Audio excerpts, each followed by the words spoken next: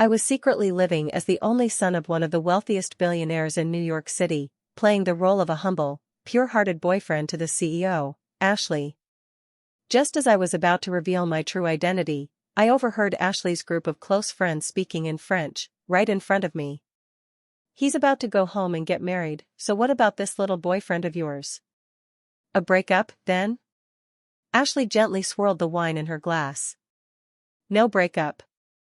I like him very much, but his family is too poor to be presentable. The arranged marriage is just to satisfy my family's wishes. He is my true love.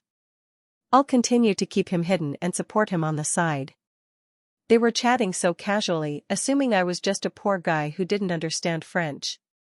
They never knew I actually understood French. So, while she was swearing eternal love to me, she had already accepted an arranged marriage. Using the excuse of going to the restroom, I went outside and immediately called my family. "Mom, Dad, I've made up my mind. I'm ready to come home and inherit the business." My parents were overjoyed to hear that their son had finally agreed. Thinking of the girlfriend I had kept my identity secret to date, they couldn't help but ask, "Will you bring this girlfriend home with you?" "No, I plan to break up with her." My voice involuntarily deepened. "I'll end things here in a week."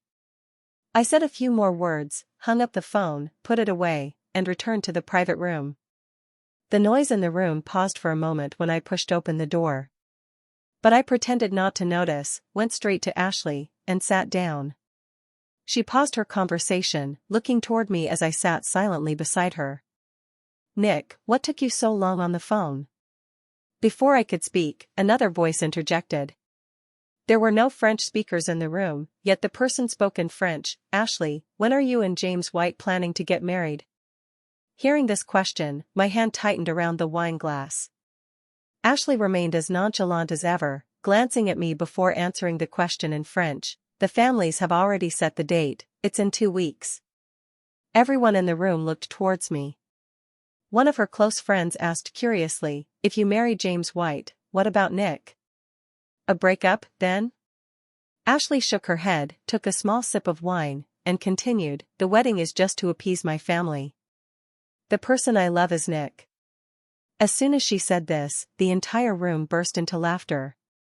Teasing and jokes arose everywhere. "Ashley, why are you playing the love game? There's such a huge difference in status, and you're being genuine with him?" She turned to look at me, her eyes full of tenderness and deep love, so much that it couldn't disappear. Without saying a word, she answered the question perfectly. Someone, noticing her infatuated appearance, exclaimed in surprise, "It seems like she's truly in love. But does he really not understand French?" The person was just asking casually, but to their surprise, everyone else laughed when they heard this sentence. "Nick is poor, where would he get the money to learn a foreign language? Rest assured, he definitely doesn't understand." Mocking laughter rang in my ears, but no one realized I was breathing rapidly. The hand holding the wine glass had turned pale white at the joints. They never knew I actually understood French. Because I wasn't just a poor kid without money, but the son of one of the wealthiest billionaires in New York. Over the past year, Ashley had treated me very well, but she had never once introduced me to her family. Initially, I thought she was just worried about the disparity in our status. After all, the Ashleys were a prestigious family in the Hamptons. Therefore, I had planned to reveal my true identity soon. I am the son of a billionaire. It was only because I didn't want to live under my parents' protection forever that I decided to keep my identity a secret and try to be independent. 3 days ago, I saw a red invitation card in her office. The groom was the young master of the White family, and the bride was Ashley. So, while she was swearing eternal love to me, she had already accepted an arranged marriage. So, on one hand, she was teasing me, calling me honey, and on the other hand, she was busy preparing to marry a man who was a suitable match, approved by her family. In that moment, I suddenly felt there was no need to say anything anymore. From now on, she would go get married, and I would go inherit the business. We would both have our own bright futures. After a few rounds of drinks, everyone was chatting happily. Just as it was getting late, everyone was getting ready to leave. I was the last to leave, and just a few steps out of the room, I heard a strange voice from behind. "Mr. Cox." I was startled and turned around, only to find that the person calling me was a partner who had once begged my father for cooperation. I couldn't help but sigh inwardly. I didn't want to reveal my identity. Just as I was thinking of how to get past this, a girl following behind Ashley looked me up and down. These arrogant people, what young master? The clothes on Nick total no more than $300. How could he be a young master? What a joke of the world. This sentence immediately triggered a burst of laughter. They weren't speaking French. I clearly heard every mocking word, but didn't show anything on my face. In contrast, Ashley looked uncomfortable, coldly glaring to warn that person. The person seemed to realize that it wasn't good, so was more cautious and didn't dare to laugh too much. The other people also received the warning eyes, so gradually fell silent. That person did not follow anymore either. I walked behind Ashley all the way home. Neither of us said a word to each other. When we got home, after she had changed her shoes, she suddenly spoke up, "You can't come to these gatherings in the future." My expression remained calm.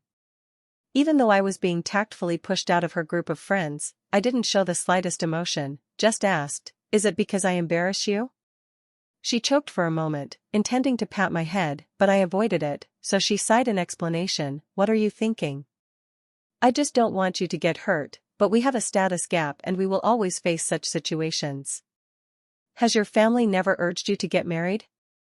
I looked at her, trying to find a trace of embarrassment in her eyes.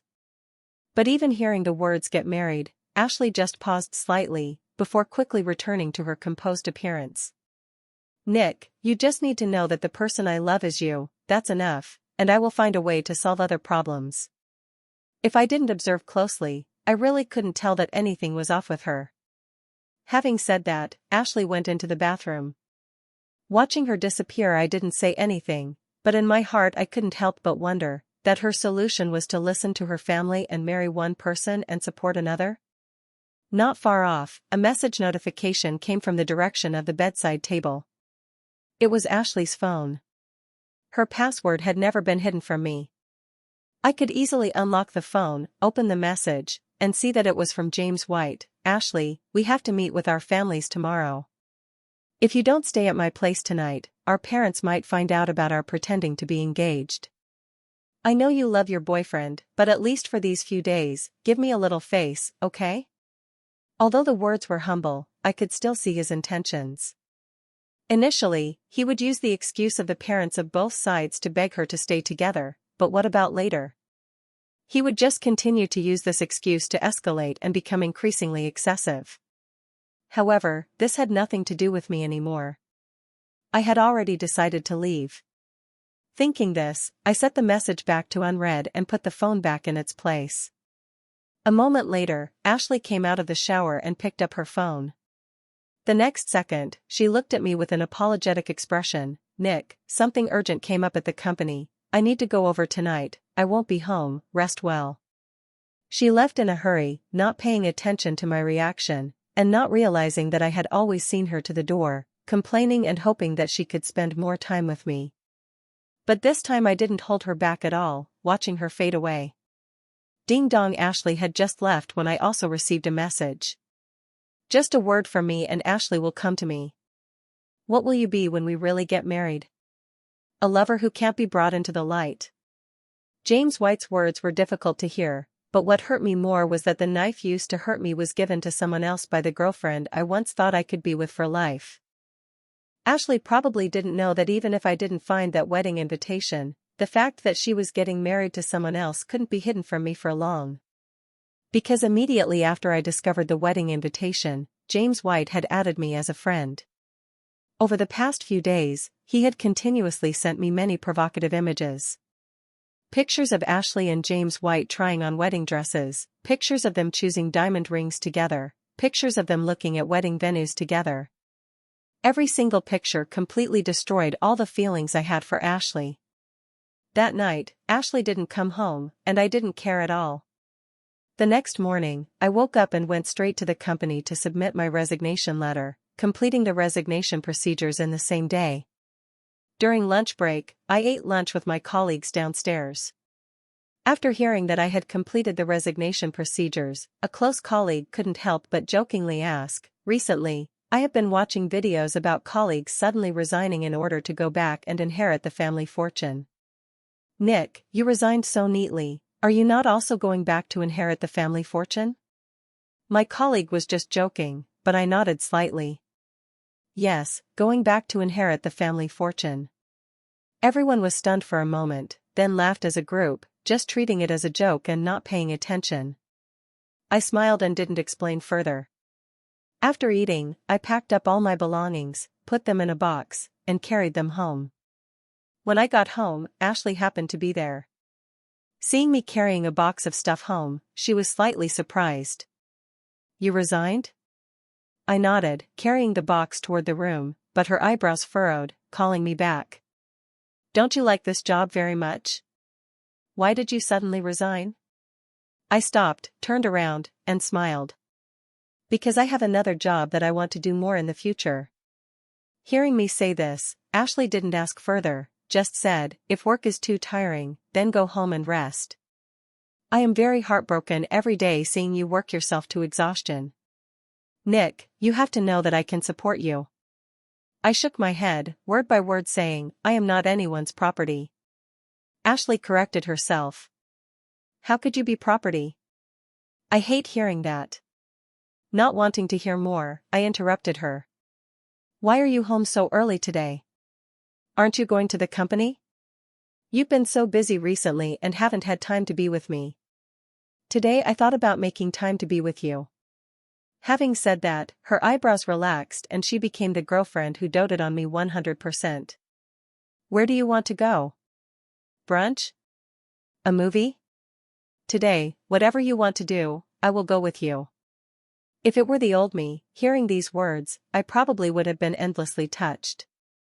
After all, I also knew that she was the heir to the Ashley Corporation and had to handle a lot of work every day. Therefore, the fact that she was willing to take the time to accompany me to do what I wanted, at least proved that I occupied a large position in her heart. But now, looking at her, I couldn't help but wonder whether it was really work that was too busy, or whether it was preparing for the wedding that was too busy. How was she able to both prepare for a wedding with another man, while also coaxing me and saying that the person she loved was only me? But in the end, I didn't expose her lies. After all, there were only a few days left, and then I would naturally disappear from her life without a trace. I shook my head, rejecting her offer. Finally, after thinking for a moment, I said, "Can you help me do some deep cleaning? There are a lot of old things in the villa, and there's no point in keeping them forever." Ashley agreed and helped me clean for a long time, but in the end, she discovered that all the things that I had sorted out were things that we had bought together. From water glasses to jewelry, from clothes to slippers, all of them were thrown into the trash by me without hesitation. The smile on her face faded as the number of couples' items I threw away increased. Until the last item was also thrown into the trash, the confusion in her heart could no longer be hidden. "Nick, you know something, don't you?" "What could I know? Do you have something to hide from me?" I raised my eyebrows, looking at Ashley, avoiding the question, and asking back. She immediately avoided my eyes, not daring to look directly at me. After a moment of silence, she finally did not answer straightforwardly, but grabbed my hand. "Nick, no matter what happens, you just need to remember that the person I love is you." I chuckled softly, not saying anything more. After cleaning up, Ashley still insisted on taking me out on a date. Afraid that she would realize something, I didn't refuse again. She took me to dinner, a movie, and finally, the car stopped at an auction. Just as I was preparing to enter, I saw a man in a refined suit walking toward us. He revealed a slight unnatural expression. I immediately realized, oh, is she running into someone she knows? Just as I said this, the man was already standing in front of us, smiling and greeting Ashley. Ashley introduced, "This is James White, a friend of my family." After she finished speaking, she paused slightly and then introduced me, "This is my boyfriend, Nick Cox. Hearing this completely different way of introducing me, the smile on James White's face immediately froze. But after a moment, he still forced a smile and extended his hand toward me. I have heard that Ashley's boyfriend is very handsome. Meeting you today, you are indeed as renowned as they say. While they were talking, the group of close friends who had mocked me the other day were also walking over. Out of the corner of my eye, I saw them winking at Ashley. At this time, I realized that this chance encounter was not accidental at all, but that they had deliberately brought James White here. The anger in my heart rose up, but in this situation, if I suddenly got angry, it would be even more difficult to explain. Helpless, I could only suppress everything. At the auction, James White's seat was right next to Ashley. Unlike the provocation in the messages, in person he appeared generous and knowledgeable. Knowing that Ashley liked ceramics, he spoke lively about this topic. Ashley initially seemed to be avoiding him, but gradually she sat closer to him. It wasn't until I coughed that she remembered that she had left me to the side. She hurriedly said softly, "Are you bored, Nick? I know you're not interested in these things. If you like something, just bid on it directly." Before I could say anything, the whispers of her group of friends rang out from behind. Although they deliberately lowered their voices, because they were only one row away, I could still hear every word clearly. Ashley really knows how to save face for him. Even if he is interested, so what? Does he understand anything? He probably doesn't even know how to raise a bid paddle, and he probably won't be able to afford anything anyway. That's right, he has definitely never been to this kind of high-class auction. They said as they glanced at me with disdain. Although it was called a whisper, I felt that they were deliberately saying it for me to hear. I didn't care, after all, when we meet again in the future, they will have to stand in front of me respectfully and call me Mr. Cox. Just as the first item had been sold, the next item was brought up. It was a jade sculpture of pine and cranes, symbolizing longevity. According to the host's introduction, this was a work by jade sculpting master, Edwin Swanson. Hearing this introduction, James White immediately excitedly raised the auction paddle. "Ashley, this is extremely valuable for collecting. In 2 days it's your grandma's birthday. It would be perfect to buy this as a birthday gift for her." When I heard the name Edwin Swanson, I instinctively raised my head to look at the antique on the podium, only glanced at it, then retracted my gaze. My tone was calm, but like a bucket of cold water being poured on James White, I said, "This is a fake." James White looked at me with disbelief, wanting to ask what a country bumpkin like me understood, but seeing Ashley sitting next to him, he had to suppress his anger and forced a smile. "Mr. Cox, what do you see that is wrong with it?" Because the real piece had already been given to his grandmother by Mr. Cox, the son of a billionaire. There is only one real statue in the world and it is in his house, so the statue above is definitely a fake. I'm just offering a friendly reminder. As soon as I finished speaking, James White suddenly burst into laughter. Even Ashley's group of friends behind us started to laugh mockingly, unable to restrain themselves. If you don't understand, don't pretend to be knowledgeable, it's embarrassing. Exactly. What billionaire gives those away?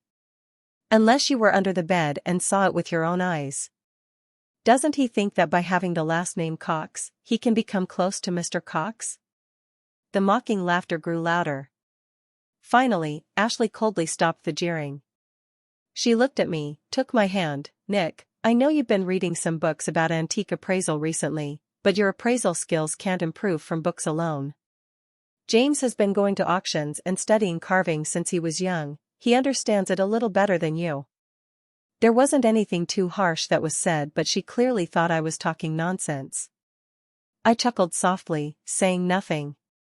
In the end, James White spent $1 million to win the jade sculpture.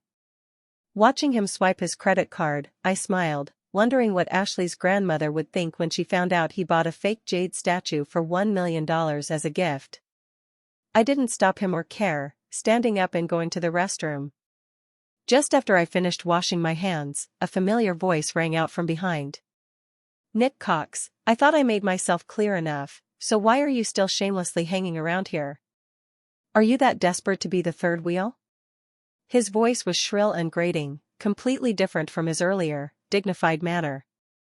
I slowly raised my face, turning to look at him. "Mr. White, I hope you understand that you've been with her for 5 years, so the term third wheel can't be applied to me." After saying that, I prepared to walk past him and leave, but he still didn't let me go, laughing coldly and continuing to mock me. "Right, been together for 5 years, and she didn't marry you. Haven't you wondered why? I'm the heir of the White family, she's the heir of Ashley Corporation. We are a perfect match, while you. A father who gambles, a mother who is sick, such a wretched family situation. What do you have? What makes you worthy of her?" I froze. This family background was something I had made up, but I didn't expect Ashley to have told James White about it. I couldn't help but mock myself. If I really had such a family background, would the woman who said that she loved me, and only me, hand another knife to a man to hurt me? It seemed I truly wasn't worthy of her. My heart throbbed in pain. Turning to look at James White, the suppressed anger in my heart suddenly vanished. "You two are a match made in heaven. I wish you a lifetime of happiness together." After saying that, I walked away. I hadn't gone far when my phone rang. It was a call from my mother. "Nick, come home quickly. The whole family is waiting for you. We've prepared a mountain of gifts for you. Your parents bought you an old castle while they were abroad. Your aunt bought you a diamond-encrusted watch. I heard the King of England used to wear it. Your uncle even prepared a garage full of luxury cars for you." Listening to my parents rambling about the gifts that the family had prepared for my return, I was filled with helplessness. "Mom, I'm coming back to inherit the family business, not to bankrupt the family." As soon as I finished speaking, a familiar voice rang out from behind. "Inherit the family business? What business?" Startled, I instinctively hung up the phone, inwardly lamenting why these people all liked to suddenly speak from behind someone. Turning around, I immediately saw Ashley's less than pleasant expression. After a moment, I spoke up to explain. "It's nothing. It's just that a former colleague asked what I was planning to do after resigning, so I joked that I was going home to inherit the family business." Ashley frowned. "That doesn't sound like you. You're usually not one to joke like that." She instinctively felt that something was off. Just as she was about to speak, I took a few steps, turned my head, and called out to her. "Aren't you coming? There are still a few pieces of jewelry that haven't been displayed yet." Hearing this, Ashley thought I wanted to buy some jewelry and nodded, following me back to the auction house. Ashley successfully bid for all the remaining pieces of jewelry at high prices, had them packaged, and handed them to me. Looking at the jewelry boxes in my hand, I said softly, "I don't need these things." Ashley hugged me and smiled. "Get used to it in the future. Don't be afraid of wasting money, I'll buy them for you for the rest of your life." I bit my lip slightly, but in the end, I didn't say the remaining words. These million-dollar valuables are worthless. Every item in my jewelry collection is worth tens of millions. The auction had ended, and everyone on the stage left one after another. Ashley and I didn't stay long either. Everyone had driven themselves here, so we should have just gone home. But just after I sat in the car and the engine hadn't even started, James White knocked on the passenger seat window. Once the window was rolled down, you could no longer see the sardonic and acerbic demeanor he had shown in the restroom. "Ashley, my car broke down. Can you give me a ride home?" Ashley frowned, preparing to refuse, but he continued, "Your aunt and uncle told you to take care of me, you haven't forgotten, have you?" Ashley's expression changed slightly, but she still agreed. Seeing her nod, the smile on his face became more obvious. Next, he took it a step further, looking towards me. "But I get carsick, so I can't sit in the back. What should we do?" Ashley looked at me. Before the words could come out, I pushed open the car door and directly switched to the back seat. With such swift movements, Ashley didn't even have time to react before I was sitting quietly in the back seat.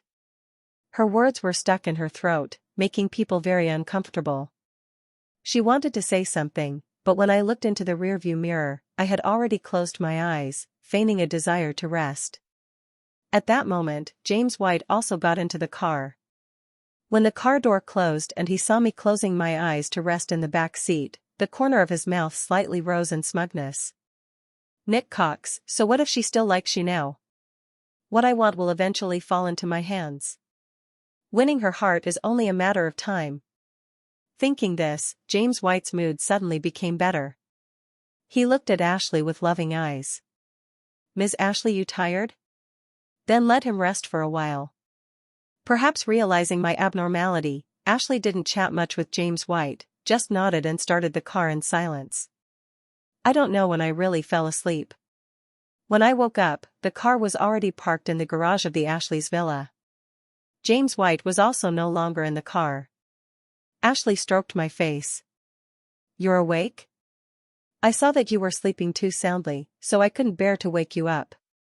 I still muddled, nodded, and opened the car door to get out, not waiting for Ashley, heading straight towards the front door.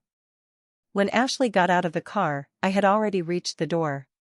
She ran a few steps, catching up and blocking me at the door.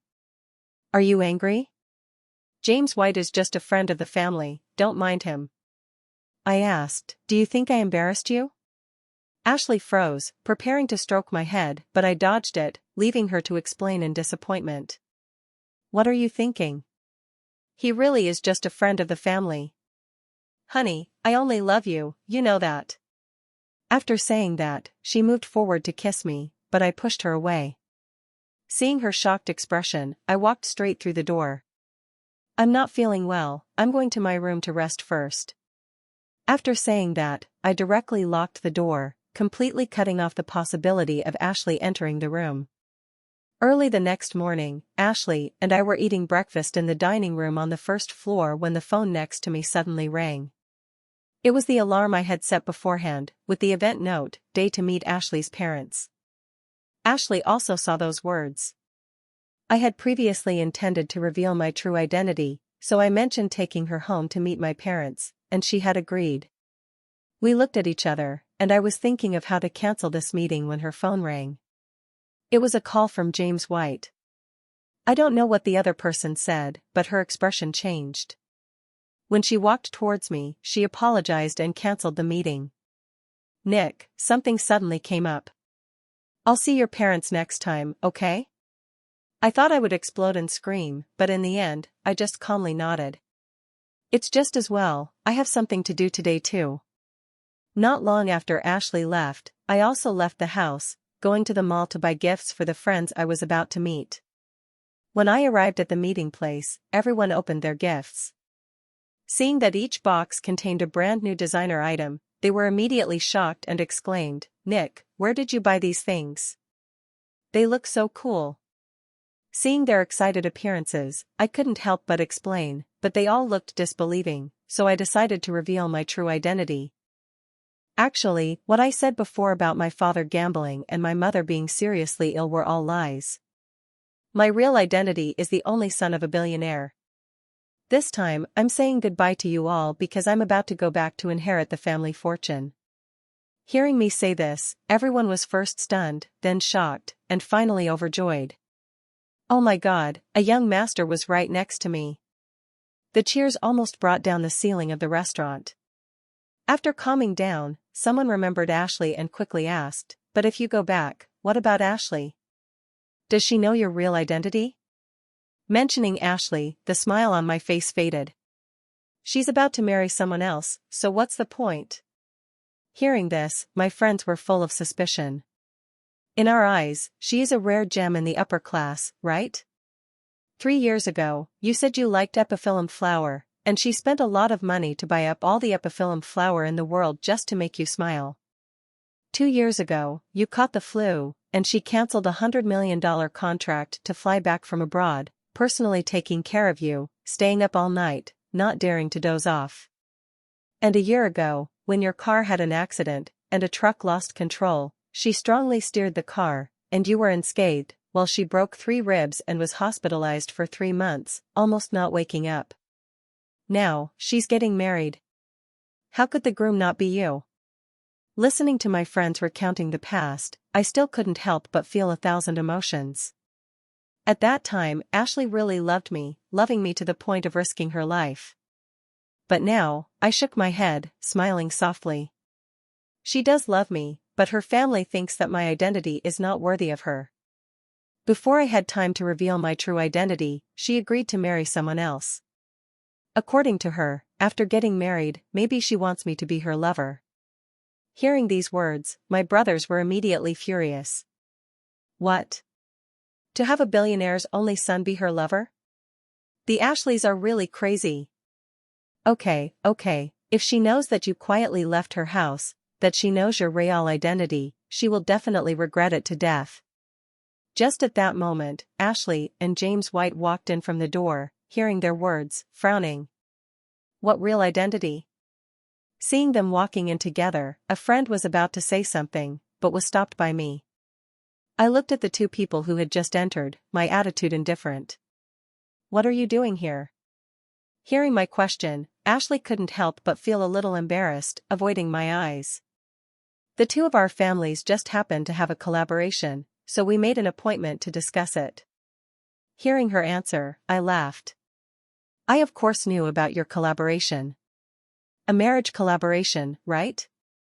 Because they needed to talk about the collaboration, Ashley and James White didn't sit with us, but chose a separate table next to us. The position was just enough for me to clearly see the intimacy between them. He helped her cut her steak, she shared her favorite dishes with him, he handed her a tissue, she wiped the corner of his mouth that had food on it. The two of them going back and forth made my friends angry. But I still maintained a calm expression. After the meal, my group also dispersed. Ashley offered to take me and James White home. Perhaps after the experience of competing for the passenger seat last time, this time Ashley learned her lesson, directly taking the family's extended Rolls-Royce with a driver, so naturally, there would be no more story about the passenger seat. The car slowly drove toward the White's mansion, the road was smooth. No one expected that an accident would happen at this time. A truck that lost control crashed into them from another direction. The driver instinctively turned the steering wheel hard, but there was just a muffled sound and two cars still inevitably collided. As the glass shattered, I was thrown away by inertia. I happened to see that Ashley not only didn't let James White get hurt at all, but also comforted his emotions. My consciousness gradually became blurred. I suddenly remembered the car accident that my friends had just mentioned. At that time, it was our 4th year together, and the feelings I had for her were still the most intense.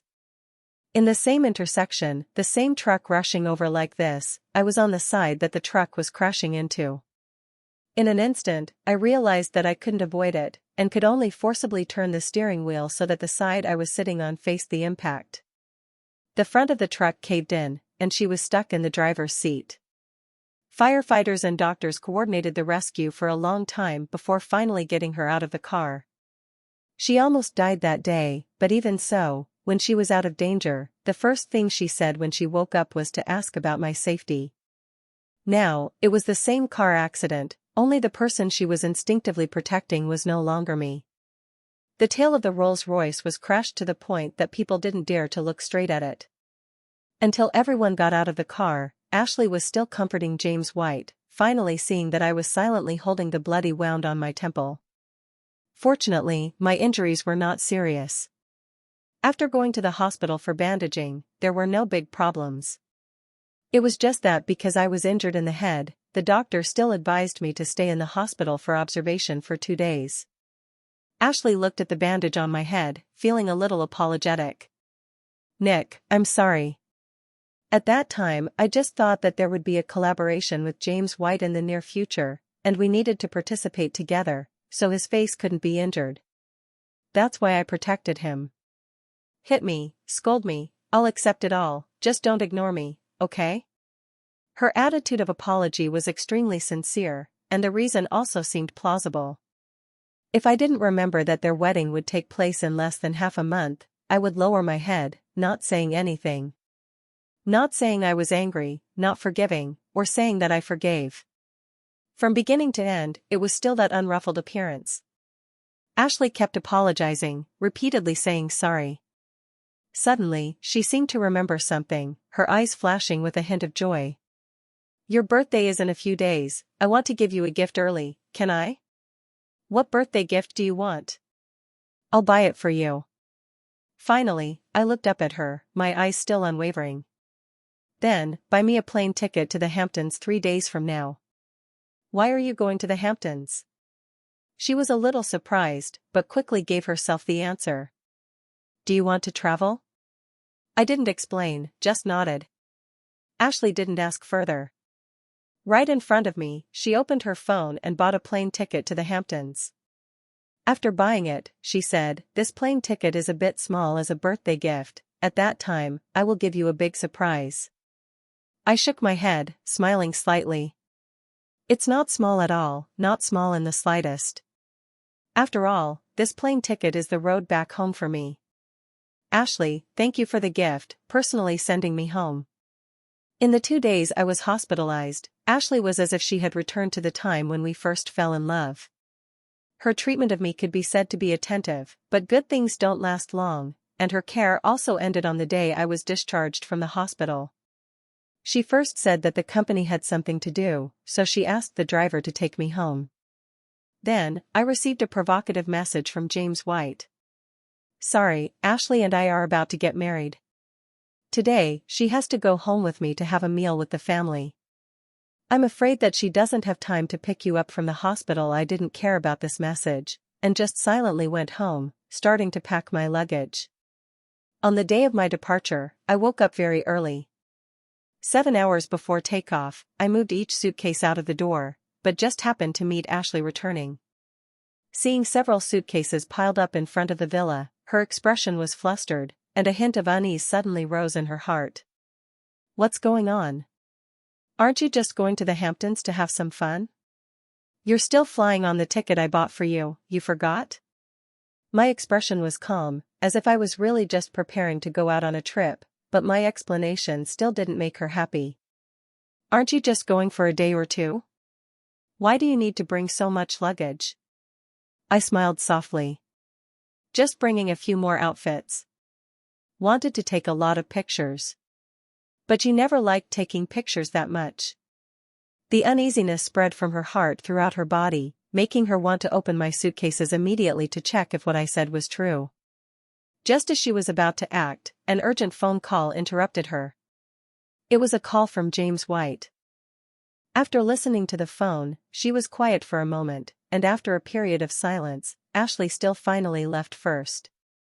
Before leaving, she didn't forget to tell me one more time. Nick, don't play for too long. When you book the ticket back, send it to me. I'll pick you up. I didn't answer because I knew I wouldn't be coming back. This meeting was a farewell.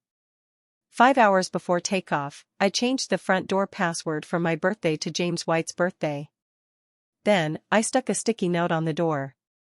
After all, this is Mr. White's home in the future, so it's more appropriate to set the password to his birthday. 3 hours before takeoff, I found all the photos of Ashley and me in the villa. I threw each and every one into the fire pit. I hugged her, kissed her under the fireworks, saying over and over again that she was mine. She confessed to me under the sunset on the Xinghe River, swearing to love me for life. She shielded me in the car accident, breaking 3 ribs. Her social media was full of pictures of me. We went through spring together, stepped through summer, welcomed autumn, and searched for winter. Now, as those memories gradually burned away, we also completely ended things. 2 hours before takeoff, my phone rang. Opening it, I saw a video sent by James White. The video seemed to be recording a family party with Ashley's friends, James White's brothers, and the parents of both sides.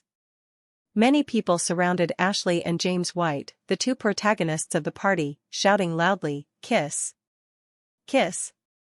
I said, "Ms. Ashley, you're getting married in a few days, what's there to be shy about?" In the cheers, James White, with a flushed face, closed his eyes and moved closer to her. The urging of everyone grew louder and louder, pushing Ashley to kiss back.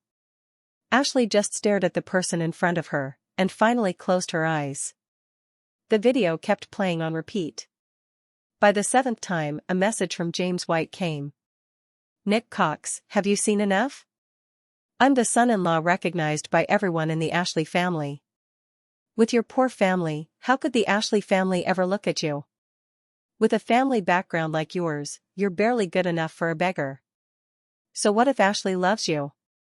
Her defenses are gradually being broken down by me. First, she met my family with me, then she was living together with me, and just now, she was kissing me. How far do you think we are from sleeping together? I didn't answer his message, just quietly printing out all the provocative messages he had sent over the past few days. Arranging them in a pile, I placed them in the empty living room. 1 hour before takeoff, I left a final sentence on top of that pile of printed paper. Ashley, congratulations on your marriage. We're over. Then, I dragged the suitcase out of the villa area, took a taxi straight to the airport. Ashley, from now on, I'm back to being a billionaire's son, no longer having anything to do with you. At the Hamptons airport, as I dragged my suitcase out of the airport, a Bugatti, that screamed money, was waiting outside. As soon as he saw me come out, the man outside the car immediately opened the car door for me. Young master, please get in the car. The luggage was put in the car. Just as I got into the car and sat down, I casually chatted with the man in the driver's seat. Uncle Lee, why did you come to pick me up? Where's the family driver? Uncle Lee chuckled, the wrinkles at the corners of his eyes making him look more kindly. The car started slowly, merging into the flow of traffic, and Uncle Lee's voice rang out as well. Young master, it's been many years since you came home. Hearing that the young master was returning today, I took the initiative to ask to pick you up. Uncle Lee said. So, Uncle Lee missed me. I smiled, a hint of sarcasm in my eyes.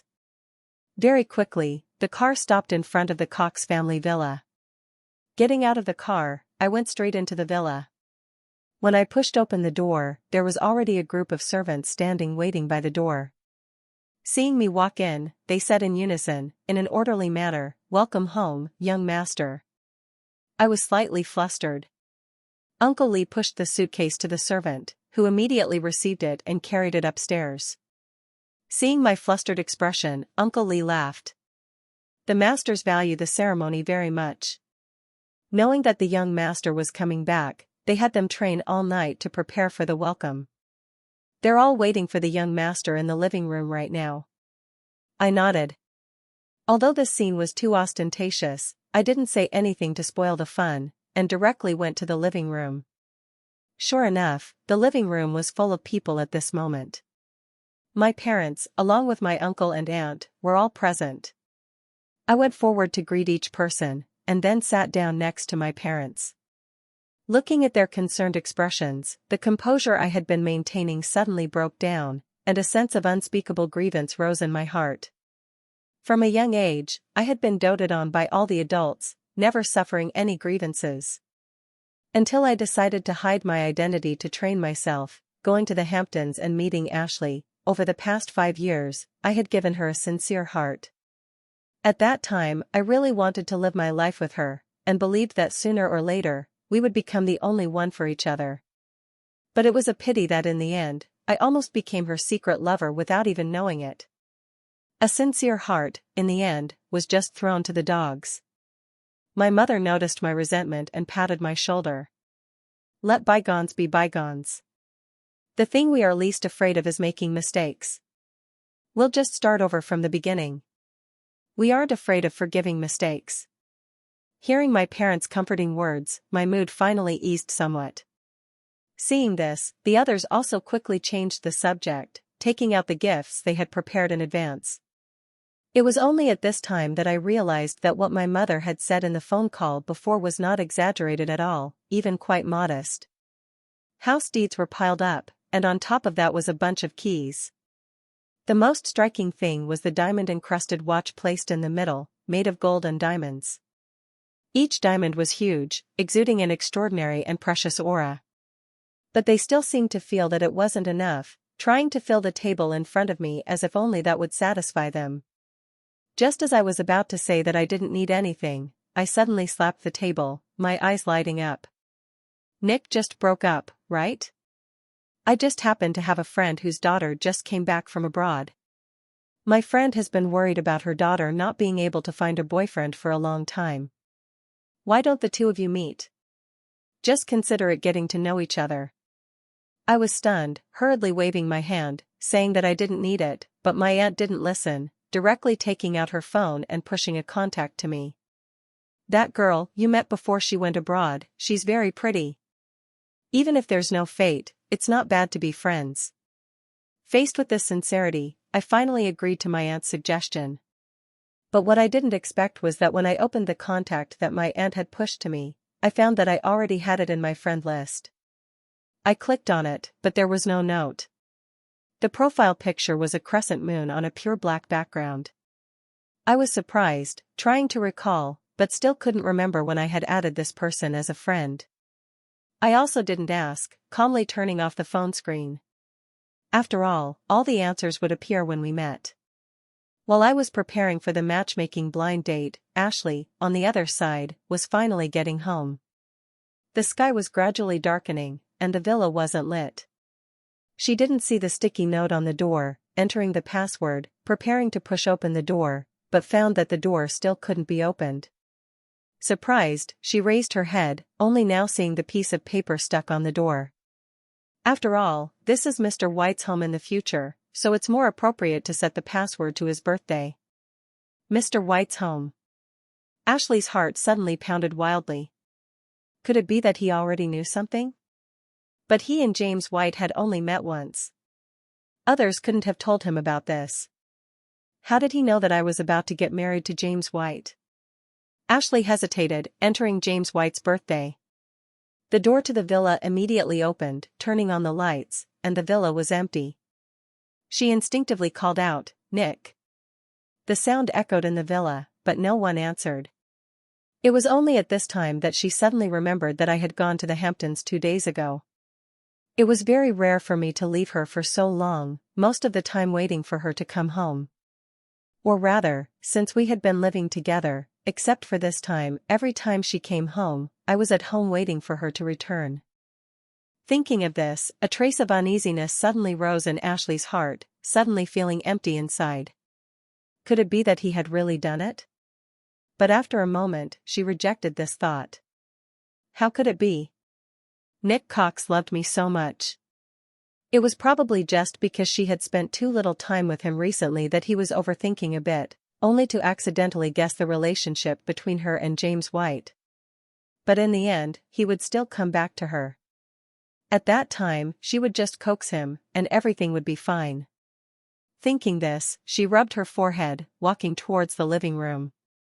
It seemed that she had to call him, asking when he was coming back, so that she could talk to him clearly. But when she got to the living room, before she could even dial the phone, her eyes were drawn to something in the living room. Ashley stopped walking, moving faster towards that. Very quickly, she sat down on the sofa, picking up the pile of papers, not knowing what it was, feeling a bit of anticipation in her heart. Was this Nick's? Maybe he left it for her to see? She knew that he was just throwing a tantrum. How could he really want to leave her? The corner of her mouth bloomed into a faint smile, but very quickly, when she clearly saw the content on the paper, she froze. The first page only had one line of handwriting. Ashley recognized it was my handwriting. If one didn't look closely at the content, one would only see that it was beautiful. But those words that I had written were like a heavy punch, hitting her heart. Ashley, congratulations on your marriage. We're over. She seemed to hear the ringing in her own ears, her mind blank, reading it over and over again, finally confirming that she wasn't seeing it wrong. I had really written, congratulations on your marriage, we're over. He didn't need her anymore. This must be a joke, right? How could he not need her? Her hand unconsciously flipped over the first page, tearing it down, crumpling it into a ball, and throwing it away. And thanks to this movement, the content on the second page appeared. It was a screenshot of a chat log that had been printed out. From the day I added as a friend, I never saved Ashley's name, so I can only see her avatar and the person's nickname is very familiar, Because she also has that friend on her list, James White. The first message was from half a month ago, sent by James White. She flipped through each page, her heart sinking deeper and deeper into the abyss. I heard that you are the young lover that Ashley keeps on the side. Introducing myself, I am James White, her fiancé, advising you to be sensible and leave early. Otherwise, when Ashley and I get married, it will be very ugly for you to be kicked out of the villa. Just a word from me and Ashley will come to me. The day after tomorrow, we will meet with our families. When we truly get married, what will you be? A lover who cannot be brought into the light. So what if she loves you? She has already kissed me, what about now? How far do you think we are from sleeping together? Interspersed between the messages were some photos or videos. Photos of them trying on wedding dresses, photos of them choosing diamond rings together, photos of them looking at wedding venues together. And the video. When opened, it stopped on the most representative frame in the entire video, which was also the frame that James White wanted her to see the most. She and James White were kissing passionately, witnessed by both of their families and a group of friends. The tenth string in Ashley's head snapped, and a fear that could not be put into words rose in her heart. Her face turned pale, but her mouth still kept mumbling two words, unbelievable. She stood up, running towards the bedroom upstairs, her legs slightly trembling. When climbing the stairs, she was not careful and slipped. With a crash, she rolled down the stairs, and the pain helped her regain some reason. She gritted her teeth, holding on to the railing of the staircase, and stood up again, limping upstairs. This time, probably because she was going slower, nothing happened, and she successfully returned to the bedroom. Looking around, she realized that the room only had her things left. All items related to me had disappeared without a trace. Even the photo frame of the two of us that used to be placed on the bedside table, the picture inside had disappeared without a trace, leaving only the empty photo frame still in its original position. Ashley seemed to realize something, her eyes flashing with panic again. She pulled open the wardrobe, pulling open the drawers. After taking out her things, those places were all empty. The bedroom, the bathroom, the office. She searched everywhere in the villa, all the places that could contain things related to us, but couldn't find a single item related to me anymore. Recalling the time before when I suddenly said that I wanted to do a big cleaning, and then threw away all the couple items between us, she now finally understood the reason why I did that. He was so heartless, not leaving a single memory for her. The unease in her heart almost became a reality, but she still dared not believe it. We had been going back and forth for 5 years, he clearly loved her so much. How could he cruelly abandon her like this? She dared not believe what she was seeing, only the thought of having to find me to ask clearly remained in her head. She didn't even know what she had done when she regained consciousness, and had already returned to the living room. The phone was already beeping for a long time as the phone rang. Probably because it was late, I was like being woken up from a dream, but also didn't clearly see who was calling and didn't have time to clearly see who the caller was, so directly answered, my voice still carrying a bit of drowsiness from not fully waking up. Hello? Nick, it's me. She struggled to open her mouth. I'm afraid you'll hang up because you think it's a harassing call. Where are you? I want to see you, and about the photos of us. As soon as she opened her mouth, my consciousness had completely woken up. I looked at the phone, clearly seeing the 2 words Ashley on the screen, helplessly sighing. Miscalculated, forgot to block her contacts. While I was silent, Ashley on the other side kept calling my name several times. In my heart, I couldn't help but feel a burst of annoyance. Ms. Ashley, you're about to get married, so you need to keep your distance and avoid unnecessary misunderstandings. Those photos, if Mr. White sees them when he moves into the villa, he probably won't be happy, so I've already burned them all. As for meeting, I think it's even more unnecessary. You're about to marry someone else, what would it do to meet an ex-boyfriend? Hearing me say that all the photos had been burned, Ashley felt as if her heart was bleeding. What hurt her more was that I resolutely refused to meet. Nick, I haven't agreed to break up. It's not what you think between me and James White, the person I truly love is you. How could you abandon me so casually?" At the end of the sentence, I even heard her voice choking, causing me to also fall silent for a moment. It was very rare for me to see her cry. In the past 5 years, apart from this time, I had only seen her cry once. That was when we had the car accident that year. Clearly, she was the one who was more seriously injured, but when she woke up, seeing the unavoidable injuries on my body, she still cried silently. At that time, her decisive demeanor in the business world couldn't be seen at all. If a partner of the Ashley Corporation happened to pass by and saw that appearance of her, they would probably be shocked. This was the second time. I had never denied Ashley's love for me before. But it was also because I had once seen how much Ashley loved me, that when she later used the reasons family interests, getting along with the family, those, in the end, are not important reasons. To cope with her family pushing her to get married and agreeing to marry James White, I could faintly sense her heart beginning to shift. Perhaps she still loved me very much, but I was no longer the only one she loved. Therefore, after considering it, I would become the first one she abandoned. Whether it was her own decision to secretly keep me on the side as a lover, or later, in the car accident, her instinctively saving James White first, I was no longer her priority. Therefore, at this moment, even hearing her choked voice, hearing her sadness, my heart no longer stirred even slightly. "Ashley, you and I are just breaking up. A breakup doesn't require the consent of both parties. And if we're talking about abandoning someone, weren't you the first one to abandon the feelings between us? Now you say I abandoned you?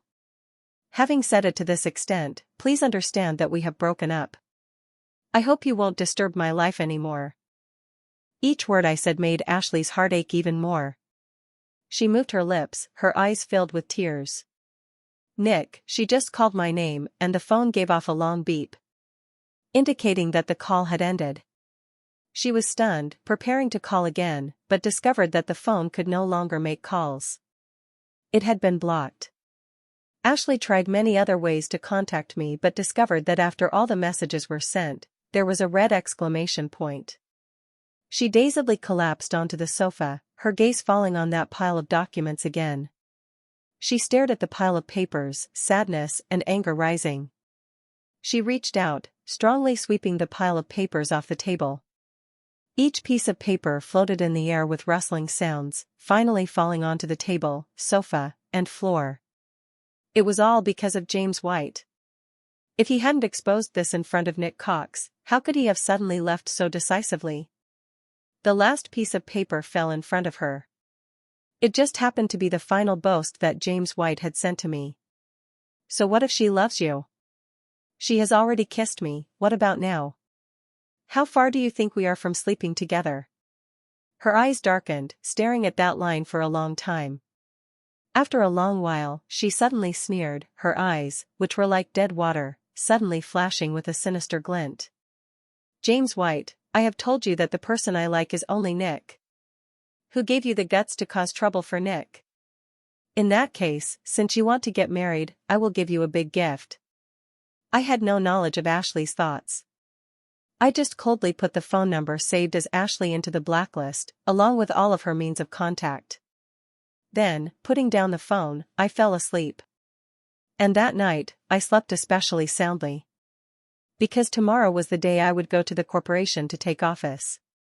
With the role of CEO being transferred over, I woke up very early. I was confident that I would stand firm in this position. But at least on my first day on the job, I would not allow myself to become a topic of gossip.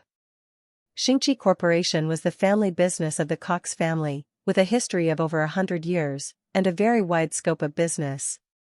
The news about Xingqi Corporation transferring over a young and handsome CEO had spread throughout the business world before I even took office. At that time, Ashley was drinking her sorrows away with a group of close friends in the largest club in the Hamptons.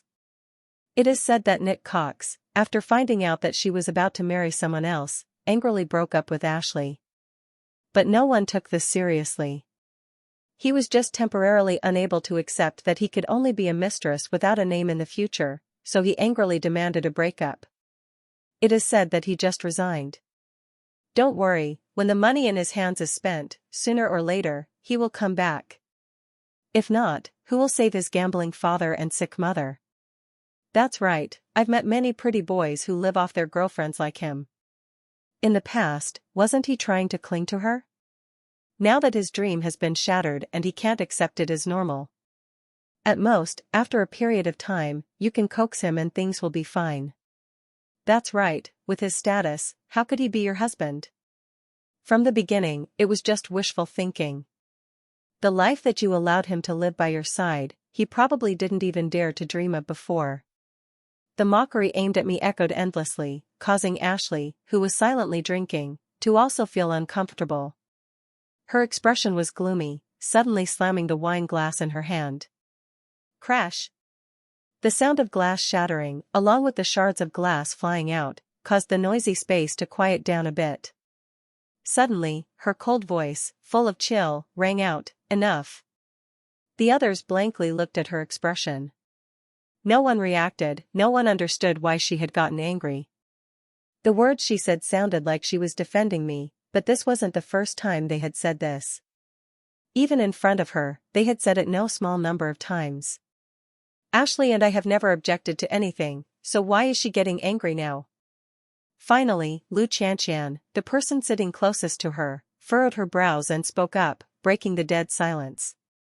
However, she still didn't take Ashley's anger to heart, only thinking that she was disliking their being too noisy. She smiled slightly, looking at her with a teasing gaze. "What's wrong? Ms. Ashley, are you still not in a good mood? We know you care about him more. Don't worry, how could he really give up a money tree like you? Believe it or not, in less than half a month, he will definitely yield to you. At that time, he will listen to you completely." Just as the words finished, Ashley raised her head, looking at Lu Chanchan, her eyes cold. "Apologize." Lu Chanchan was stunned, not understanding what she meant. Her voice rang out again, "Apologize to him." By this time, Lu Chanchan realized that she was really angry because they were saying bad things about me. "Ms. Ashley, why are you so agitated? And also, we're not saying anything wrong. He's a penniless beggar who's clinging to you for money, isn't he? In the past when we said this, you never objected." Hearing Lu Chanchan's words, Ashley suddenly blanked out, the sinister glint in her eyes disappearing, finally turning into confusion. So, they had said these words so many times in the past? So, in the past, when encountering such situations, she had always chosen to remain silent? She rummaged through her memories, trying to find evidence to refute it, but discovered that Lu Chanchan was right. This wasn't the first time they had said bad things about me. And whether I was present or not, when they spoke in French, she had always tacitly agreed. Only when they spoke directly in front of her would she stop them with a word or two. But how could those words of stoppage be proof? It was just a pretense that she had to put on in front of me because she couldn't refuse. It was her tacit agreement in the past that was her true thoughts in her heart. Thinking of this, she suddenly went blank, not knowing what to say, only able to keep drinking glass after glass of wine. But at the same time, in Ashley's heart, a hint of suspicion couldn't help but arise. That's right, he still had a gambling father and a sick mother. Now that he also no longer had a job, maybe after a while, he really would come back to her, right? At this time, the others also didn't want to ruin her mood anymore, having switched to other topics. "Have you heard any news about the CEO that was recently transferred to Xingqi Corporation? It is said that he is the young master of the Cox family, but there hasn't been any news about him in recent years. I heard that he went to other places to train himself.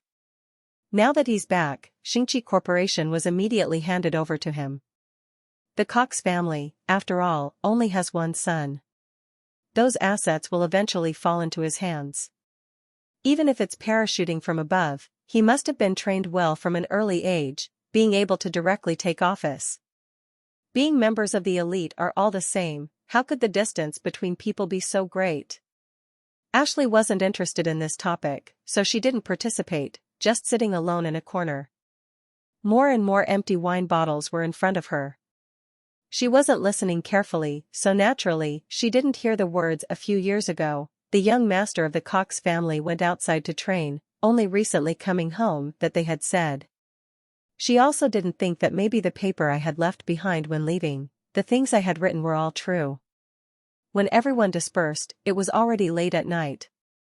Ashley had drunk too much wine, and her steps had become unsteady. Lu Chantian and her group of friends saw that she couldn't even stand firmly and were really not at ease letting her go home alone, and had no choice but to call James White. When he rushed to Ashley's side, only Lu Chantian was left. Seeing him arrive, she quickly handed Ashley over to him.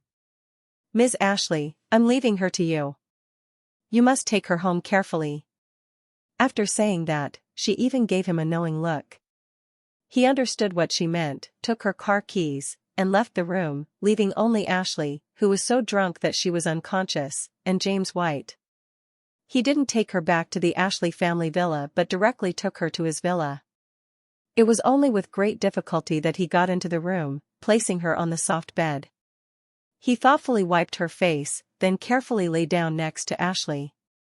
"Ashley, we're getting married soon anyway, it's just a little earlier." The woman next to him didn't know if she really heard what he said, but she suddenly grabbed his arm, burying her head in his neck, her warm breath falling on his neck, causing his body to shudder involuntarily. The temperature in the room seemed to be gradually rising along with the ambiguous atmosphere, but the next moment, the name she called out successfully caused his heart, which had almost jumped out of his chest, to immediately return to its original position. "Nick." She didn't make any other movements, just hugging him tightly as if he would disappear again if she let go. James White quietly lay in her embrace, not making any other movements. Only a trace of malice flashed in his eyes. Nick Cox, it would be good if he could disappear from this world. The next day, when Ashley woke up after her drunkenness, she only felt an intense headache. She prepared to raise her hand to rub it, but suddenly realized that there seemed to be an extra person in her arms. She lowered her head, only seeing a head with exquisite curly hair. Before the name of the person could even appear in her head, she blurted out, "Nick." But just as she said it, she realized that something was wrong, and a bad feeling suddenly arose in her heart. She used her strength to push the other person away. James White, who was sleeping soundly, was suddenly pushed off the bed. Falling to the ground with a thud, he was completely awakened. Raising his head, he saw Ashley with a gloomy face. "Why are you here?" Her cold, emotionless voice caused him to immediately feel a surge of resentment in his heart. The corners of his mouth twitched, his eyes filling with tears brimming in his eye sockets, about to fall. It looked truly pitiful. If the person facing him at this time was someone else, they might have been truly softened by his appearance. Or if it was Ashley before breaking up with me, she probably wouldn't have been so cold to him. But unfortunately, the person seeing this appearance of him was Ashley, who had seen how he provoked me, how he had made me break up with her. Seeing that she was still indifferent, even her expression even more gloomy, James White hurriedly suppressed the resentment in his heart, explaining, "You were drunk last night. You didn't allow me to go to your villa, so I could only bring you to my house." Hearing these words, Ashley just realized that she had been too angry just now, not noticing that this room wasn't hers. Her expression improved a little, but the wariness in her eyes towards him was still not reduced. "Then why are you in the same bed with me?" Just as the words finished, she saw his face flushing red. "Initially, I planned to settle you down before going to sleep in the living room, but you pulled on me, not letting go."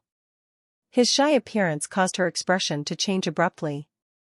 James White only saw her suddenly stand up, before leaving the room, glancing at him. "James White, put away your little tricks. We are getting married only because you are obedient and easy for my parents to deal with. If there is a next time, I don't mind changing people." James White's face was unsightly. Seeing the back of her leaving, Ashley almost ground a mouthful of teeth. "The Hamptons, Cox residence." I looked at a strange phone number lighting up on the screen, for the first time feeling that Ashley was like a sticky cake that couldn't be removed. How troublesome. Some time ago, after I blocked her, she had been quiet for a while, but recently, I don't know what illness she was having, and I blocked one number, and she would change to another to call me. Yet again, after I hung up the phone and blocked the new number, the ringtone kept ringing before finally stopping. I breathed a gentle sigh, muted the phone, and put it face down on the table. I finally had time to carefully examine the documents in front of me. This project was the first major project that I had taken on since coming to Xingqi Corporation. If I could complete it outstandingly, my position in the senior management of Xingqi would be firm. At that time, I had taken on this project without any hesitation, but after taking over, I discovered that Ashley had suddenly appeared in the bidding list. I was not afraid of directly confronting Ashley, it was just that I didn't understand what her intention was with this action. The foundation of Ashley Corporation was in the Hamptons, why had she suddenly pushed her way into the other area's project? Was it because of me? Thinking of this, I couldn't help but sneer. Ashley didn't think that what she was doing would be very romantic, did she? On one hand, preparing for a wedding with one man, on the other hand, not letting go of another man, two-timing in a justified manner. And dared to say to me that it wasn't what I thought between her and James White. But even if she truly didn't love James White, so what? In the end, James White was still the marriage partner that she had willingly chosen.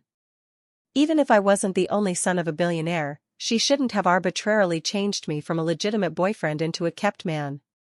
This bidding was especially fierce.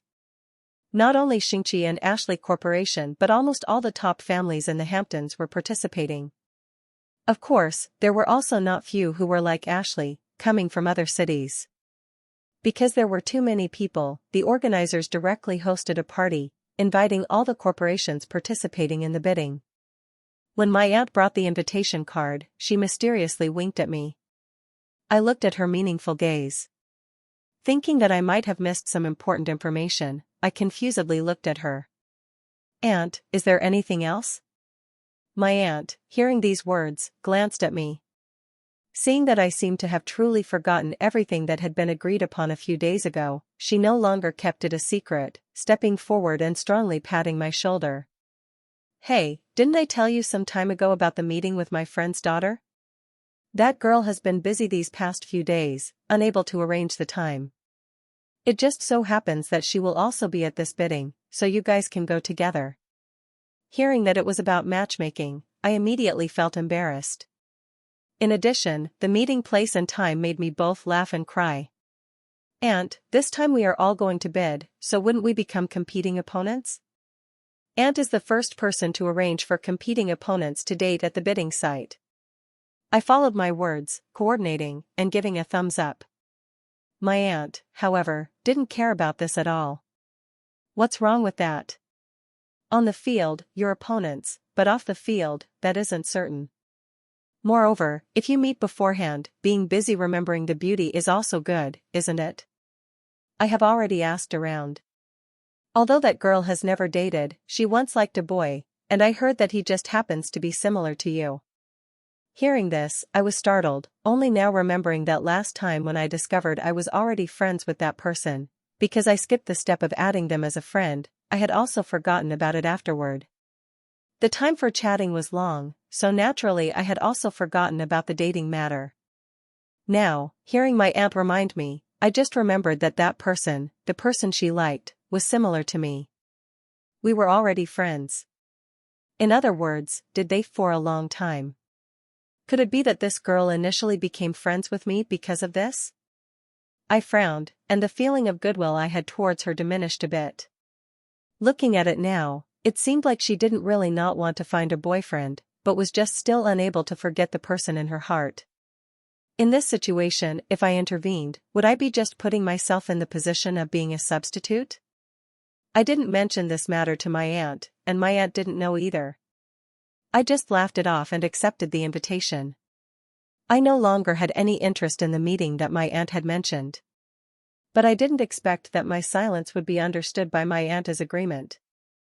On the day of the bidding, she acted decisively, directly having the car wait outside the Cox family villa. "Hello, Mr. Cox." A woman wearing a dress quickly stepped forward when she saw me come out. I only stood in front of her, not moving any further. "I never asked your name," I said softly. She was stunned, lowering her eyes to hide her disappointment, and after a moment of silence, she replied, "My name is Song Nuanyuan." Having gotten the answer, I didn't continue to linger with her. When she gestured for me to get in the car again, I obediently sat in the passenger seat. Until the car door closed, I didn't know if it was anger or for some other reason, but I was silent, not talking to her. Looking at the scenery outside the window, but unconsciously pondering the 3 words Song Nuanyuan. I didn't have any special impression of this name, only feeling that it was slightly familiar. I stealthily turned my head to look at her, seeing that she was only focused on driving, wanting to say something, but not knowing how to open her mouth. In the end, I still said nothing. The car quickly stopped in front of the banquet hall. I and Song Nuanyuan got out of the car. I was planning to go straight in, having already gone a distance, but she was still standing behind. Turning my head, I saw her standing still in place, her expression slightly distracted. "What's wrong?" I asked in surprise. She pursed her lips, raising her head to look directly at me. "Other people are holding hands with the person they're with when entering a banquet." For some reason, there wasn't a hint of disturbance on Song Nuanyuan's face, but I still saw a hint of grievance. I chuckled, somewhat helplessly walking back, hooking my arm around hers, and together going towards the banquet hall. When we were almost at the door, I couldn't help but ask, "Have we met before?" When she heard my question, disappointment flashed in Song Nuanyuan's eyes.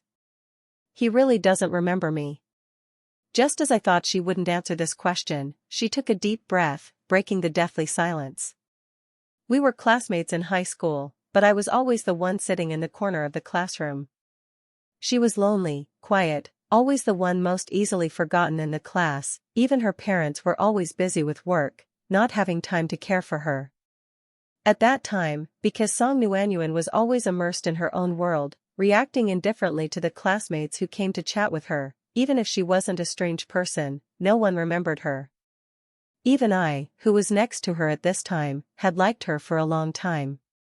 From the first time I approached her, different from other students who would only greet her casually and then never contact her again, I at that time didn't dismiss her silence.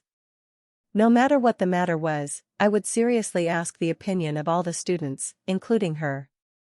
I became the person who appeared in her life the most, talked to her the most, became the only light in her life.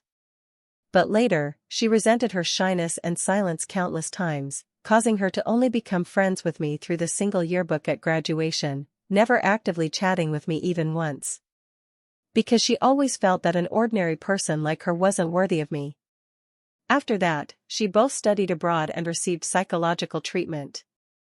The first time she gathered all her courage to inquire about news about me, she received news that I was dating someone else.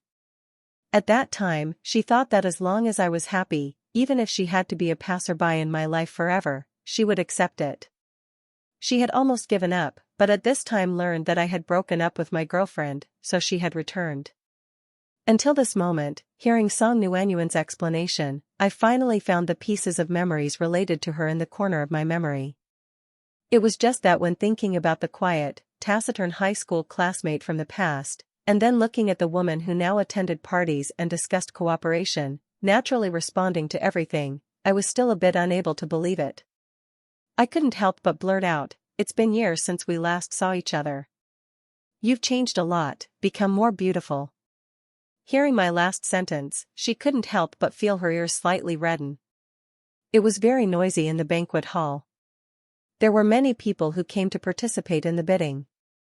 It hadn't been long since the two of us had entered the banquet hall when another man and woman walked in. I only heard the sound, instinctively turning my head to look towards the entrance, but unexpectedly, my eyes directly met those of the person who came. "Nick," both sides exclaimed in surprise, attracting the attention of the other people in the hall. Everyone looked towards the entrance, while I, the one being forced to endure the attention, only frowned. The Ashley and White families were also top families in the Hamptons. Why was it that when Ashley and James White came to a party, it was so noisy? Lacking all the dignity and etiquette of a prestigious family. Afraid of being implicated, I ignored the two people behind me, turning around, grabbing Song Nuanyuan's hand, quickly going deeper into the banquet hall. Behind me, Ashley was still surprised about my appearance here, and then seeing me holding the hand of the woman next to me and leaving, anger momentarily blinded her, causing her to not care about James White, who was next to her, hurriedly chasing after, loudly questioning, "Nick, who is that person? Why are you with her?" When James White hurriedly caught up, what he heard was Ashley's question full of anger. James White said nothing, his eyes moving back and forth between the two people holding hands. After a long time, his face was full of mockery. What else could it be? He must have clung to someone else after breaking up with you. Otherwise, with his status, how could he be able to enter the bidding banquet? He spoke with great certainty, completely not seeing that Ashley's face had darkened, as well as the strange gazes of the people around them. I am the only son of a billionaire. Would I need to cling to other people to enter a banquet hall? These two idiots, where did they come from? If even a billionaire's son needed to cling to someone else to participate in a bidding, then who was qualified? But because there was something fun to watch, no one reminded them. I in the crowd frowned. Song Nuanyuan next to me coldly put her hand out, grabbing Ashley's wrist. In the next second, Ashley felt an intense pain in her wrist. Perhaps because she didn't expect Song Nuanyuan to suddenly take action, Ashley was caught off guard, almost crying out in pain.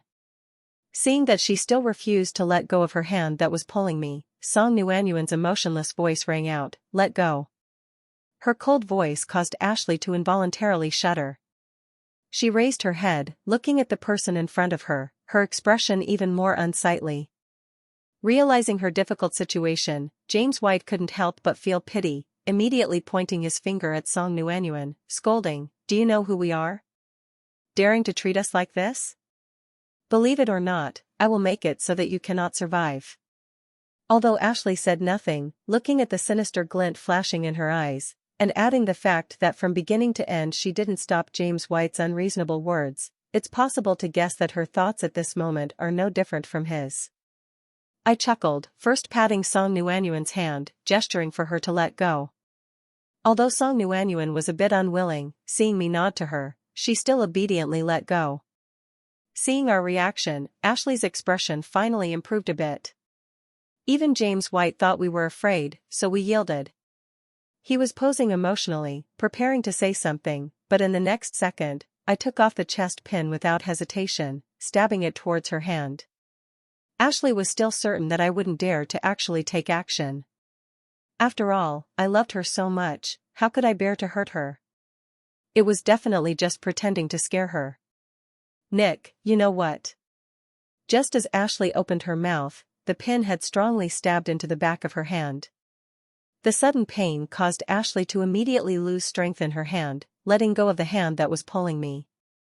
I seized the opportunity to retreat, avoiding James White's upcoming attack, and then slap. A crisp sound, a firm slap landed on his face. On James White's face, a clear handprint immediately appeared. His eyes were full of disbelief, never thinking that I would dare to hit him. Different from his angry, insane appearance, my expression was still calm, as if I hadn't just slapped James White, but just greeted them. I gave Song Nuanyuan a tissue, and then took another from the table, wiping my hand, looking at them with a gaze full of contempt mixed with mockery. "Do you think you are very important people?" The scornful smile at the corners of my mouth made Ashley's eyes red for the first time. But all anger gradually cooled down when she heard my next sentence. "Two people who came to participate in the bidding without knowing who their opponents are. How foolish." The Ashley and White that was the target for the bidding, and the couple who didn't even know who they were bidding against.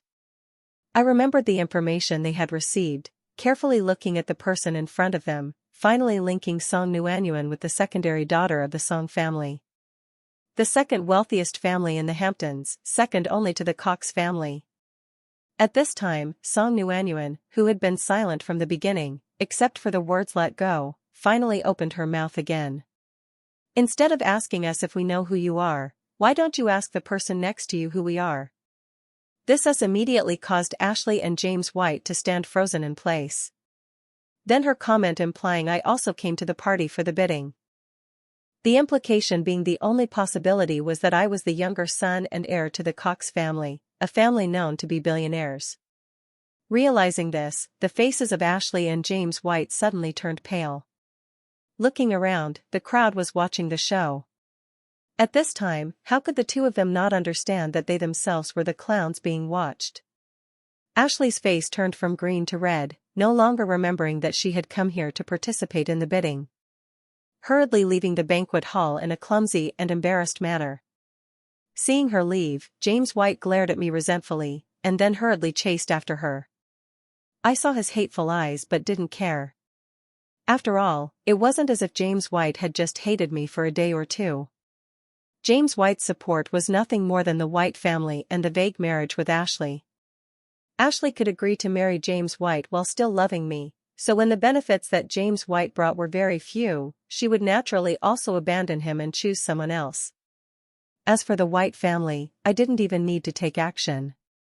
As long as they knew who James White had offended was me, the first people to abandon him would be the White family. But at this moment, the most important thing to me was the bidding. Just as this drama was ending, the organizers also appeared. They glanced at the two people who had gotten into the car and ran away, saying nothing, only silently putting an X next to their names. The bidding process was intense and exciting, but in the end, I still won the project. When we were going home, Song Nuanyuan was still driving me. This time, the person who broke the silence first was her. "Do you still like her?" The question was too sudden. I blanked out for a moment before understanding who she was talking about, immediately revealing a helpless expression. "Where did you conclude that from?" "I thought you agreed to the matchmaking because you knew she would come, so you took me along to make her jealous. After all, when we first met, your attitude wasn't very friendly." Although I hadn't been friendly to Ashley later either, she still couldn't help but think that if he didn't remember her when they first met and was slightly repulsed by her, why would he agree to the matchmaking? What was that scene back there? I only suggested that what I was looking for to try. However, I have a no habit of still having others in my heart while pursuing a relationship. My requirement for a partner is loyalty. Therefore, I also demand that of myself. Perhaps because the things that happened at the party had closed the distance between the two people, at this time I was especially patient with her question.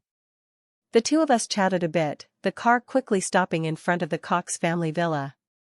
I waved goodbye, turning around to go into the villa. When I was almost at the door, my steps suddenly stopped, turning my head, seeing her car still parked in place.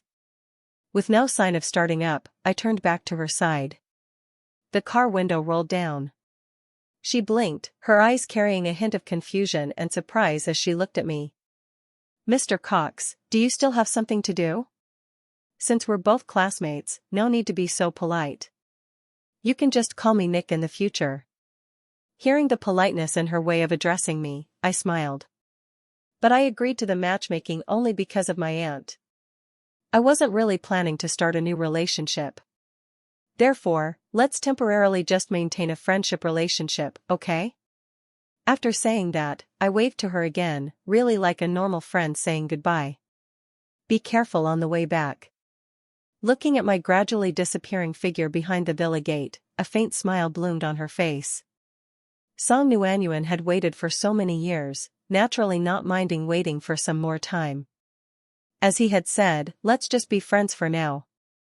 Besides, going from strangers to friends, she was already very satisfied. That night, different from the two people in the Hamptons who were tossing and turning all night, I and Song Nuanyuan both slept very soundly. Until early the next morning, I was woken up by the continuous ringing of my phone. Blurrily opening my eyes, I discovered that my social media account had been attacked to the point of collapse. The non-stop ringing, with just a glance, I saw nothing but malicious abuse. At that moment, a phone number from the Hamptons called. I took the call to learn that it was a friend from my years in the Hamptons. "Nick, have you seen the comments online? Those netizens are really fair-weather friends, believing whatever they hear. They even dare to spread the rumor that you're a young master of a billionaire who's being the third wheel of someone else's relationship. Hurry up and clarify so that those who slander you receive the punishment they deserve." That friend didn't even have time to breathe, continuously spitting out words like bullets, her rapid breathing clearly showing her anger. Hearing her explanation, I finally know everything. It turns out that yesterday, after James White returned to the Hamptons, he still couldn't swallow the humiliation at the party. Relying on the fact that he and Ashley were engaged, he turned things upside down, saying that I had interfered with his and Ashley's feelings, and even released evidence of Ashley and I living together after they were engaged. Initially, the netizens didn't believe that someone known to be the only son of a billionaire would go interfere with another person's family. But James White provided evidence, and even Ashley's sisters all testified that I was interfering. Once it got to that point, the netizens eating melons at midnight believed it was true and found my social media account to begin frantically attacking me. Your family is so rich, has no one taught you that people must have morals, that you can't interfere with another person's family? What young master of a billionaire, making these kinds of things is truly a decline in morals, without shame. Boycott him. Boycott him. Amidst the scolding, there was no shortage of people taking advantage of the situation to find my account, then directly using vulgar words, spitting out base language. It was really unbearable. Bearable. Of course, there were also some rational netizens who said that they should wait for my response, that they couldn't just listen to one side. But under those comments, there were mostly insults. I'll handle it. Did you forget that I'm a billionaire's son? The legal department isn't just there to eat. If he dares to spread rumors, he should have prepared himself mentally to accept the final result. Hearing my confident tone, my friend finally breathed a sigh of relief, comforted me a few more times, and then hung up the phone. After hanging up, I went online to see how far the matter had spread. When seeing those malicious insults, to say that there wasn't even a hint of anger in my heart would be a lie. I was a little confused. They used to despise me because they thought that I was in a poor situation, unworthy of Ashley. Now that even the netizens knew my identity as the son of a billionaire, where did they get the guts to collude with James White to slander me? I coldly screen-capped each comment online and saved them. Just then, the phone rang again urgently. It was a strange number. I hesitated for a moment before answering the call. Nick, are you okay? Don't care about those words online. I know you wouldn't do those things, and don't get angry because of it. I believe that your aunt and uncle are handling this matter already. If you need me to help with anything, just say so. Hearing the gentleness and urgency in Song Nuanyuan's voice, I felt the anger that had been suppressed in my heart swept away, and smiled softly. It's okay, I'm not that weak. It's just a rumor, I can handle it well myself. Seeing that I was in a better mood, Song Nuanyuan also relaxed the tight knot in her heart, not wanting to hang up the phone, but not knowing what she could say at this moment. The two sides fell into a prolonged silence. In the drawn-out silence, it seemed as if both of them could hear each other's soft breathing through the phone screen. Finally, I took the initiative to break this deadlock. Song Nuanyuan, thank you. Although I won't be influenced by those unfounded rumors, I am thankful for your concern, I added the last sentence in my heart, and then hurriedly hung up. On the other side, Song Nuanyuan held the phone that had disconnected, only feeling that time passed too quickly. If it could stop forever at that moment, how great would it be? The moment when the two of them were on opposite ends of the line, in a world without words, silently listening to each other's breathing. For her, that was enough. Initially, when my parents heard the news that I was being cursed online, they were so angry that they cursed directly, almost personally going to find Ashley, James White, and their group of unruly friends to cause trouble. A despicable man and a terrible woman. They're really unaware of their own strength. Daring to throw mud at my son. They're really newborn calves, not afraid of tigers. My mother said. Hearing my mother's words, my father even rolled his eyes. What newborn calves? In my opinion, they are just a pair of animals. It was with great difficulty that I finally soothed my parents' tempers. Seeing their appearance, I couldn't help but both laugh and cry. Alright, Mom and Dad, rest assured, I won't let them bully me. If they dare to spread rumors, they must prepare to pay the price. At the White family residence in the Hamptons, Ashley, with a gloomy face, looked at James White, who was crying miserably, her eyes only filled with disgust. "Didn't I tell you to put away your little tricks?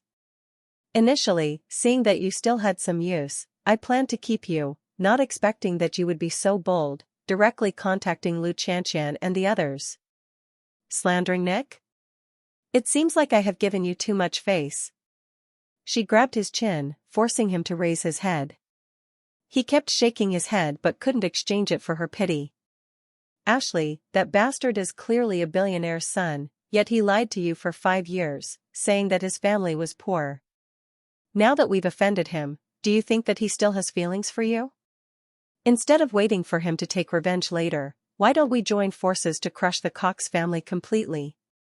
Hearing his words, the pressure from Ashley's hand finally lessened a little. "That's right, he's clearly a billionaire's son, yet he hid it from me for 5 years. If I had known earlier that he was a billionaire's son, why would I have needed to marry someone else? I wouldn't have criticized the fake identity that he made up, and would still have been willing to keep him by my side. But what about him? He took this opportunity to resolutely leave me, causing me to suffer such a great loss. Why must I still maintain a noble image for him? Why not let him fall together with me? Then, when he is at his wit's end and forced to return to my side, wouldn't it be even better? After all, when he left, the things related to the two of us had either been thrown away or burned. As long as we keep insisting like this, wouldn't he have to bear the reputation of being a third wheel?" Ashley let go of the hand that was grabbing James White's chin, and when looking at him, finally revealed a hint of satisfaction. "Then you must try even harder, dragging him down from the position of billionaire." After saying that, she didn't stay any longer, turning and leaving James White's villa. The roar of the car engine grew farther away, and the resentment in James White's eyes grew deeper. His actions weren't just a momentary impulse. Since returning from the other side and knowing that he had ruined the bidding and offended the billionaire's son, the James family had resolutely abandoned him. He originally wanted to rely on the marriage with Ashley to gain a foothold in the White family, but just as he mentioned it, his parents had slapped him across the face. "You dare to mention marriage with Ashley again? She came to find us to cancel the engagement as soon as she got home.